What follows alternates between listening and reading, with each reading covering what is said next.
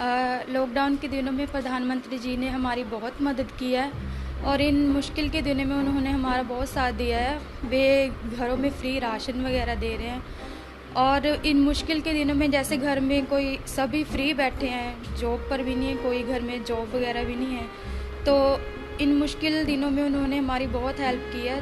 तो वो जन धन की जो योजना है उसके लिए उन्होंने 500 रुपये सभी के अकाउंट में डाला है और इसके लिए हम प्रधानमंत्री जी के बहुत ज़्यादा आभारी रहेंगे। 7 बजे से आप लाइन से यहाँ लगी हुई हैं और लगातार खड़ी हैं तब से, तो अभी मतलब 3-3.5 घंटे हो गए आप खड़े हैं। आपको पैसे मिले? हाँ मिले ये रे। अच्छा, तो आपके घर में कौन कौन है? ये खर्चा चल जाएगा आपका? कैसे चल जाएगा सर जी? 500 रुपये में बताओ, 7 जने हैं हम। 7 जने? और आपके पति क्या कमाई? मजदूर आदमी है, मजदूरी चलाते थे और अब इस टाइम बेरोजगार हैं। कब पैसे से हम परेशान हैं।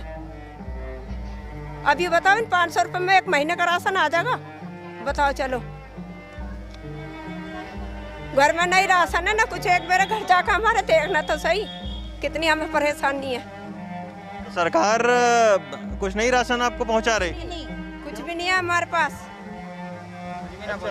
कुछ नहीं पहुंचा रहा कोई भी। मध्य प्रदेश के एक इलाके में जनधन के लिए पैसा निकालने गई कई औरतों को पुलिस ने पकड़कर बंद कर दिया। पुलिस को लगता है कि ये तालाबंदी का उल्लंघन कर रही हैं। पुलिस अपनी जगह पर ठीक है, लेकिन आप देखिए कि इस वक्त जब काम धंधे बंद हैं, इनके लिए 500 रुपये का महत्व कितना है। और इन मुश्किल के दिनों में जैसे घर में कोई सभी फ्री बैठे हैं, तो इन मुश्किल दिनों में उन्होंने हमारी बहुत हेल्प की है। तो वो जन धन की जो योजना है उसके लिए उन्होंने 500 रुपये सभी के अकाउंट में डाला है और इसके लिए हम प्रधानमंत्री जी के बहुत ज़्यादा आभारी रहेंगे। और इन मुश्किल के दिनों में उन्होंने हमारा बहुत साथ दिया है। वे घरों में फ्री राशन वगैरह दे रहे हैं। कभी कोई हम लोग को खाना नहीं दिया है, खाना दिया भी है सर, रोड पे हम लोग जाते नहीं है डर से, कहा तो पुलिस वाला मारता है डंडा से सर। दिल्ली में करीब 30 से 35 लाख श्रमिक हैं।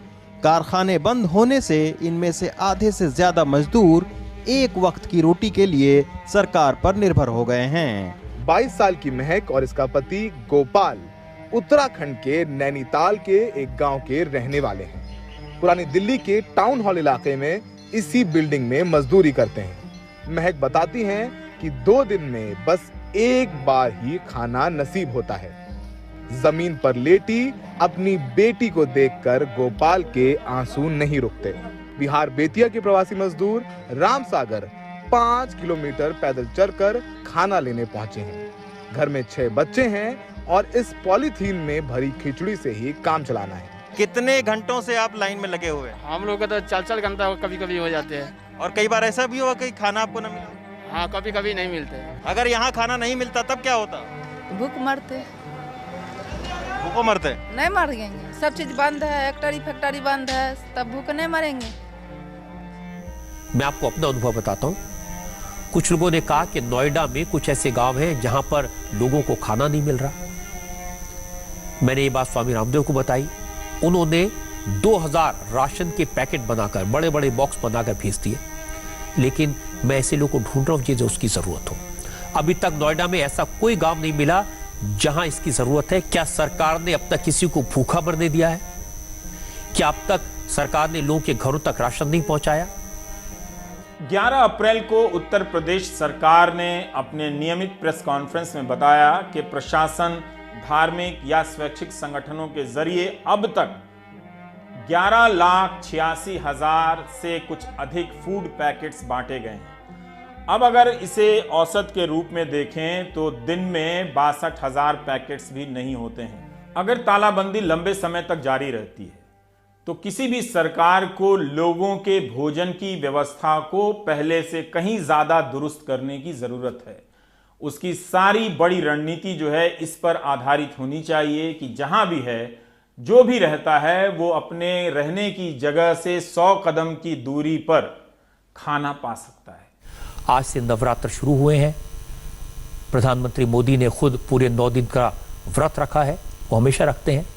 इन 9 दिन में वो सिर्फ नींबू पानी पीते हैं, लेकिन उनकी एनर्जी में, काम करने की रफ्तार में कोई कमी नहीं आती। ये तो हमारी किस्मत अच्छी है कि इतनी बड़ी संकट में, इतनी भयानक स्थिति में हमारे देश की लीडरशिप नरेंद्र मोदी के हाथ में है। सवाल मोदी का नहीं है, सवाल लोकतंत्र का है और चिंता मुझे हिंदी के मीडिया की है। इस वीडियो के सामने आने के बाद सवाल तो बनता ही है, अगर हम करें तो करें क्या, बोले तो बोले क्या। अगर थोड़ा सा भी भगवान ने दी हो तो जरा उपयोग करो। लेकिन टेंशन मत लीजिए, जब तक व्हाट्सएप में गुड मॉर्निंग भेजने की सुविधा है तब तक आपको कुछ नहीं होगा, मैं गारंटी देता हूं।